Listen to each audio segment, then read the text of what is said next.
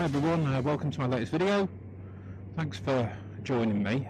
Today I'm going to be trying to answer the question, or give some context to a different answer to the question, should I buy a litre bike? Not me personally, I already have a litre bike. I'm riding my Suzuki Gixxus 1000 2021. If you've seen my previous videos, I've done a bit of a walk around of the bike. But in general, a question I see banded around quite a bit, and there are different sides to this argument, is should I buy a litre bike? And people are in different circumstances, so I'll try and cover as many of those off as I can today. I think it's worth bearing in mind that sometimes the question comes up, should I buy a litre bike as my first bike? I'm going to come firmly down on one side of the fence there and say no, don't do that, that's stupid. If it's your first motorcycle, you've got absolutely no idea how to handle a litre bike, anything that quick, really. I mean, I would say, if it's your first bike, really a 650 and under is probably what you need to be riding for a year to hone your skills. You're not going to get anywhere near the capability, the full capability out of a 650 bike in the first year of riding, I would say. But everyone's in different situations. So I'll try and keep it reasonably general. For the astute of you, obviously you know what I'm riding. You can probably tell where I sit on this argument. But I think there are some valid points. Thank you. I think there are some valid points on both sides. So let's discuss. Make your own mind up. If you've got any thoughts, or you think I'm wrong about anything, you think I need to reconsider, put something in the comments. We'll have an informed discussion about it. I'm always up for learning. Again, I've said this on a previous video. Part of being a motorcyclist is not getting Dunning-Kruger syndrome. If you don't know what Dunning-Kruger syndrome is, or the Dunning-Kruger principle, research it. But basically, be smart enough to know that you don't know everything, or accept that you don't know everything, which is what I try to do, and I try to learn every day as a school day. So, if you think anything I'm wrong, anything I'm saying is wrong, let's have a chat in the comments, and we'll come to an informed decision together. So, let's start at the very beginning.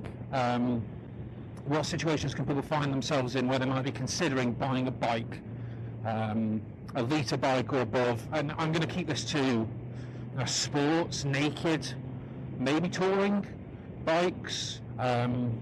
Let's leave the other classes of motorcycle out of this for the moment, because someone's asking the question, should I buy a litre bike? Normally that's going to be a sports or a sport naked bike. So we'll just bear that in mind whilst discussing what situations are people going to find themselves in. So I can only speak for the UK here, maybe Europe as well. I don't know all the regulations in Europe, but I can only speak for the UK. Maybe I might touch on some of the stuff I've seen on the internet about America, and then people can correct me on that as well. So in the UK, how are you going to get to ride a litre bike? You've got to be 26, I believe it's either 26 or 24. You've got to pass a separate theory test. It doesn't matter if you've got a car licence or not. You have to do a motorbike theory test, and then you have to do a Mod 1 and Mod 2 test. You have to pass those in sequential order. You have to pass your theory, then you have to pass your Mod 1, then you have to pass your Mod 2, and you have to do a CBT somewhere in there as well, I believe, before the Mod 1, I would say. So there's a number of hoops to jump through. Now some people may be on A1 or A2 restricted licenses, allowing them to ride smaller capacity motorcycles. Still going to have to do a full A license, so we'll treat those scenarios as the same. However, if you have been riding a smaller capacity bike on an A1 or A2, I think that stands you in good stead and gives you a bit more experience. The same as if maybe you're eligible to go and do your full A license. You've been riding around on a CBT for a while. Gives you some road sense, gives you some appreciation for the mechanics of a motorcycle and how they operate, starts to build that muscle memory. Night and day, obviously, between something you can ride on a CBT and a really capable machine like what I'm riding, or any litre bike really. So there are different scenarios that you can find yourself in. Some people are going to be asking the question, I think I want to either move up to a litre bike, or I think I'm ready for a litre bike. What do you need to consider when making that decision for yourself? Number one is the power of the bike. Now, it's all fun and games, yes, and you can wring the neck of a 650 and go very quickly enough to really endanger yourself. But a litre bike will kill you quickly, a lot more quickly than any machine really that you could take on a public highway.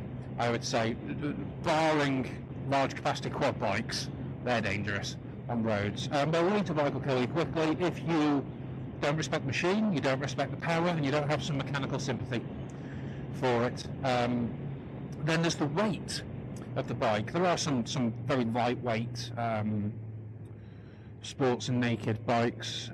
Just as an example, the bike I'm riding, the GX 1000 Suzuki, I think that classes as a mid-weight motorcycle. It's nearly 200 kilograms, and it's not particularly easy to move around manually. So getting it in and out of my garage, getting it down the drive, getting it through the gates is it's a pain. It's an absolute pain. When you start moving up to some of the really big bikes and heavy bikes, then it's going to be compounded, that effect is.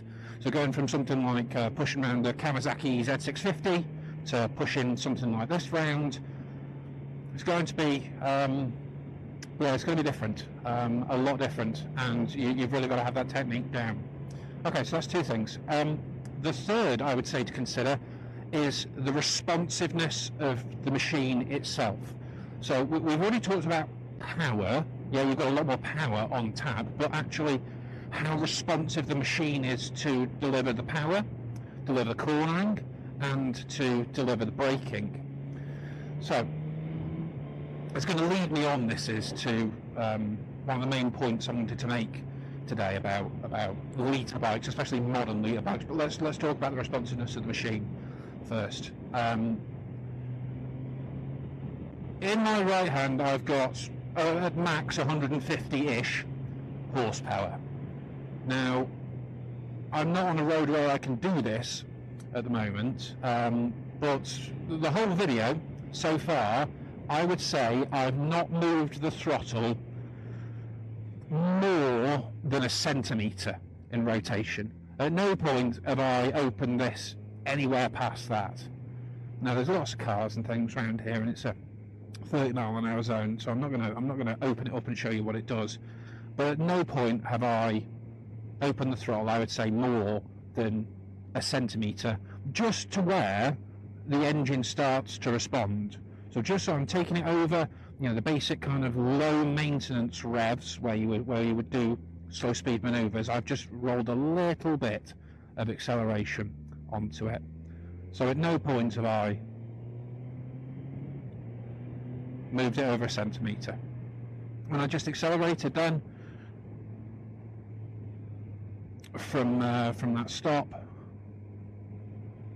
I moved it a tiny little bit and went up into third, and it continued to accelerate. So if you're coming, and this is something to bear in mind, if you're coming from lower capacity motorcycles, I would say anything 600, 650 or under, I would say under 600, especially things around the 300-400 cc mark, you're going to be used to using a lot of rotation on the throttle. You're going to wind a lot of throttle on, and then the engine's going to catch up with you afterwards, and that power is going to be delivered. On a litre bike, it is immediate. It is absolutely immediate. If you roll that throttle on, the bike's going to shoot forward, and you're going to have to be prepared for it. So that's something to consider, is that responsiveness. Responsiveness of braking.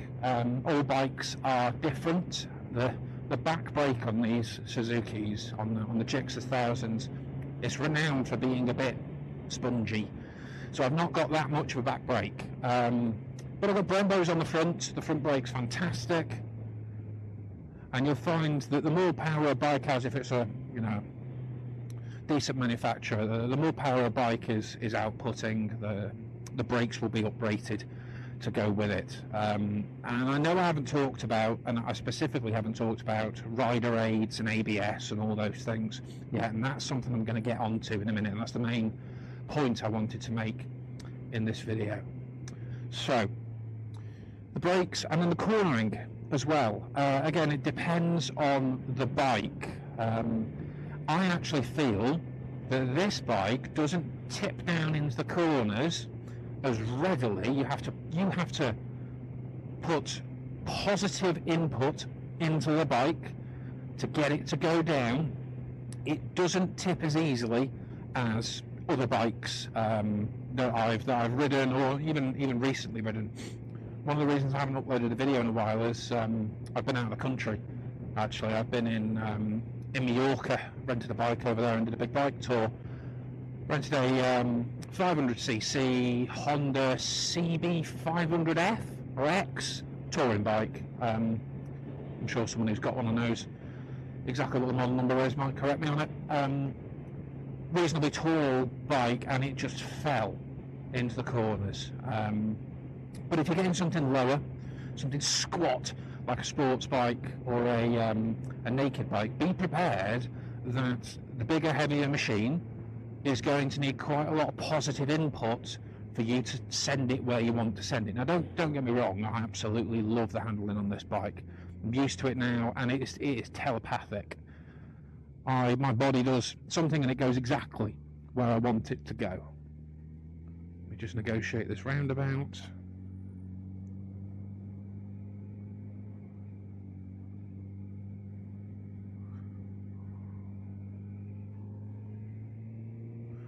Yeah, I love the handling of this bike, but do just be prepared that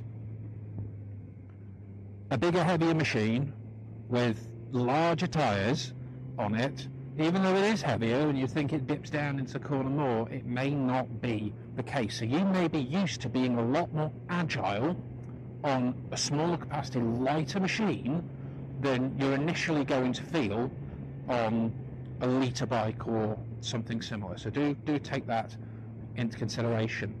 And then the last thing, really, before I get on to the main point that I want to make here about especially modern litre bikes, is slow speed manoeuvring.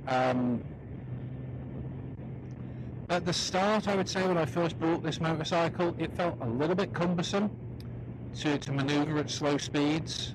Again, you've just got to be wary of the weight with it.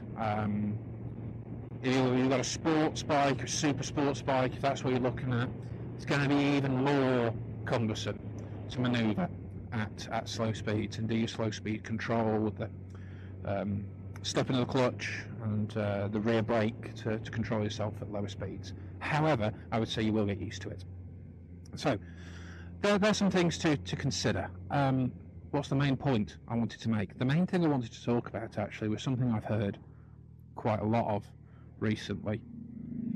That was a Ducati, that's lovely. Something I've heard quite a lot of recently. Maybe it wasn't something that was discussed in the past because it's only on relatively new motorcycles. And the argument I hear is, I'm going to buy a litre bike, but it's got different riding modes on it. Maybe it has a road mode, maybe it has a rain mode, maybe it has a track mode. So I'm going to buy a litre bike, but I'm going to keep it in rain mode, or I'm going to keep it in inverted commas, in quotation marks. I'm going to keep it in low power mode. And that's what I want to talk about, because I think there's a serious misconception there, actually, about what these power modes on bikes do, and the effect that's going to have on you and your riding if you're going into, I want to buy a litre bike, but it's okay because I'll keep it in rain mode until I'm more experienced. I'll keep it in low power mode. So let's talk about that. I'll give the example again of my motorbike, and I'll tell you what's on here. So I have 3 riding modes, or 3 power modes on this bike. I've got A, B and C. So what do? The misconception is that they change the power output of the motorbike. So you would think power modes, they change the power output of the motorbike. If I have it in A, I get full power, B, medium power, C, low power. That's incorrect. I think that's a quite a dangerous misconception, actually. So what do they actually do?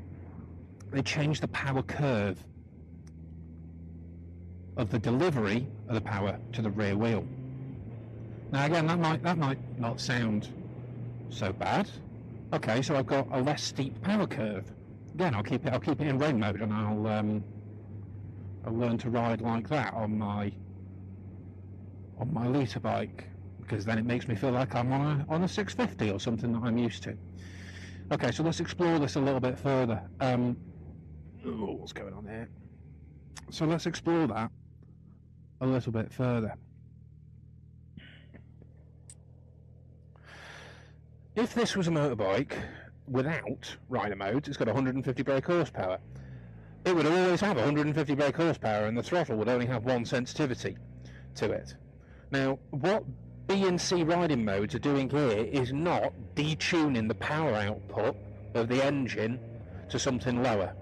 So what it's not doing is giving me 150 horsepower in mode A, 110 horsepower in mode B, and 80 horsepower in mode C. It's not doing that.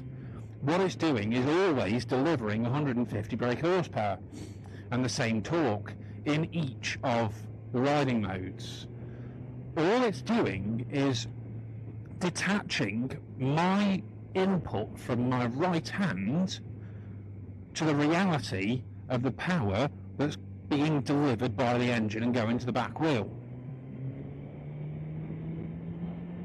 No, I'm not going to go around that.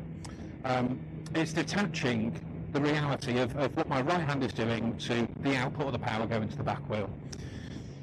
So in A mode, which I'm in at the moment, I normally ride around in A mode, sometimes B if I'm really just tootling about, but I normally ride around in A mode.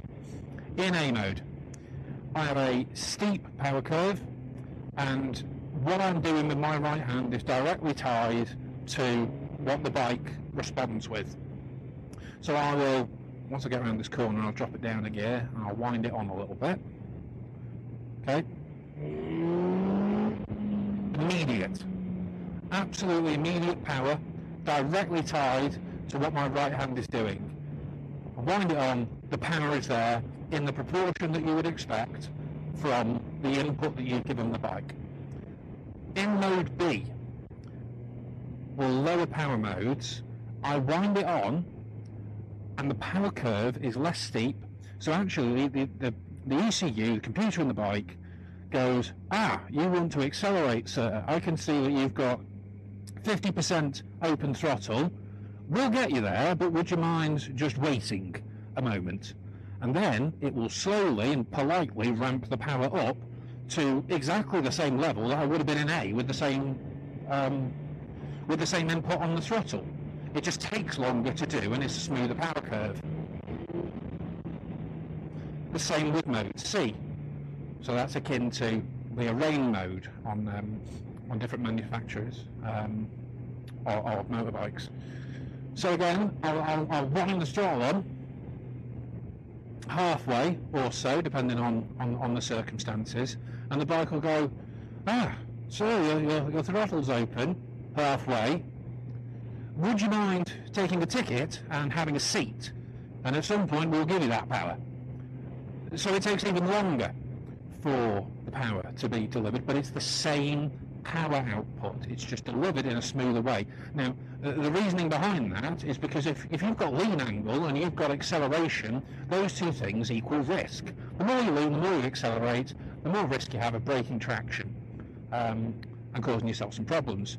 So it's only sensible, really, that on a motorcycle that has the capability to change power curves of the delivery, that there is something like a rain mode where you can't wind the throttle open and get an immediate response, because that might break traction if you're winding throttle on and you're not completely out of a corner yet.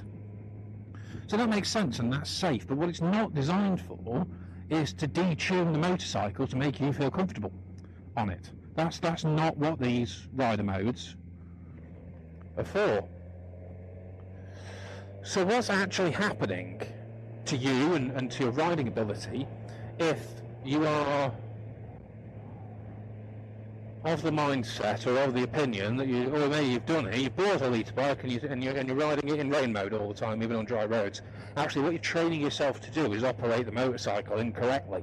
You're training yourself to wind the throttle on and then expect a certain response from it, and that response is very dusty here, and that response is slow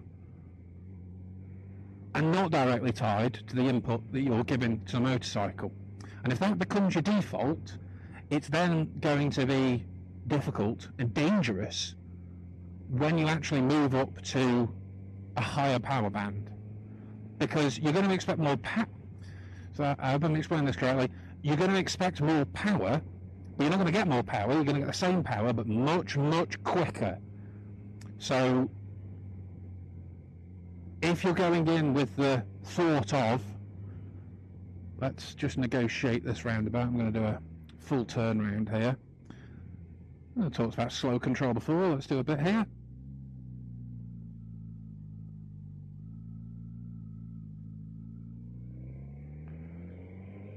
Dead stable this bike is now. Okay, so what's actually happening is you're detaching, or you're training yourself to wind throttle on, and you think that's the throttle response of the bike, and you're going to move up to A. Okay, I feel ready for it now. I'm going to move up a power band. I've had my bike for 6 months. You think, okay, I'm just going to get more power here. You're going to get the same power, but it's going to happen really fast, and it's going to punch you in the face, and you might not be ready for it. So there is a serious danger there, that misconception can lead to that misconception can lead to you training yourself and getting bad habits on the bike. Okay, I've got a bit of clear road now, so we're not going to wind it on yet, but I'm going to give you a demonstration. So I'm going to change my power to C. That should do it. Okay. Right, now I'm going to wind the throttle right on in C. That was completely open. That throttle was completely open. And the power came, but it was delayed and it was very smooth.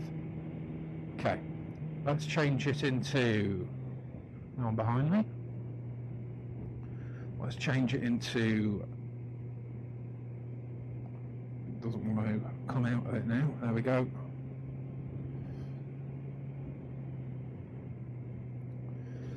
Trying to change it into B mode. There we go. It's now in B mode. So again, second gear, around 30 miles an hour. Let's get a little bit of a straight and let's wind it on in B mode.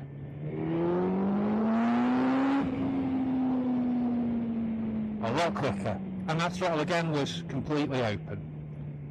Let's see if we can do this quickly here. This button's a little bit sticky, I think.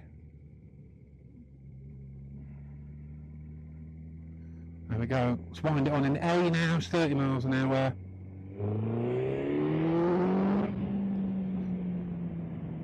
Didn't have too much space there, but that throttle was not even the full way open, and it got me going a lot quicker. I'll keep it in A mode. We'll take it around the corner here. Right. Now I wind it on in A, 30 miles an hour.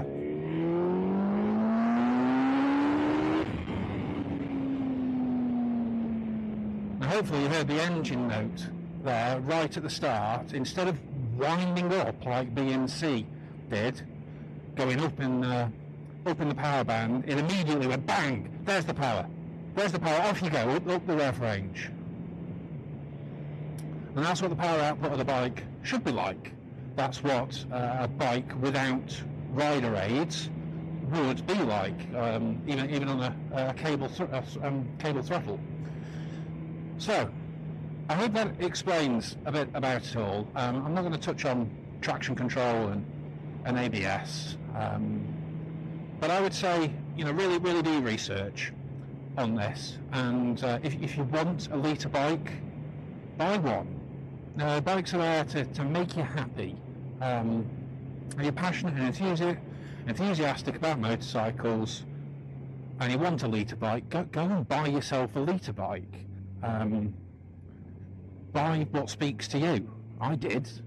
I can't tell anyone not to buy one or it's not right for them. I'm not here to give really direct advice like that. I'm, as I've said in previous videos, just sharing my experiences and hopefully helping people to make decisions. I'm just giving as much information as possible. So, you come in, you're not coming, I'm going.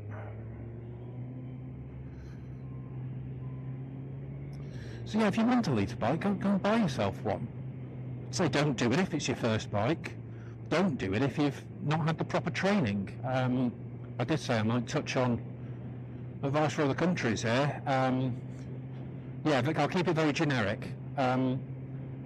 If the law in your country and the regulations don't mandate you to have some form of training and separate testing to ride a motorcycle, go and do some training first. I know I watch YouTube videos where people are in America, and I'm not an expert on this, but I believe in some states you can just get an attachment to your license or something and you can ride a motorbike to your car license.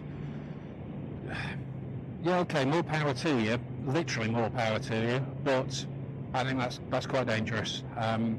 You need some kind of formal training before you set off on a bike of this power and its absolute capability to kill you really quickly.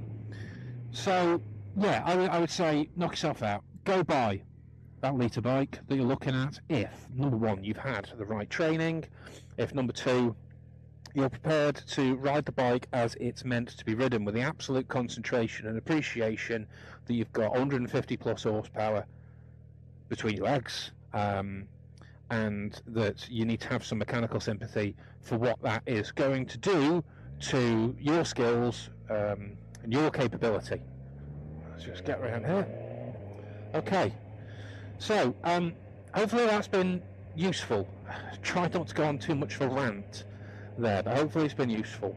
I'm going to start uploading videos a bit more frequently now. The reason I haven't been, as I've said, I've been out of the country doing that thing in Mallorca. I did film it, got quite a lot of footage. I might turn it into something and upload it.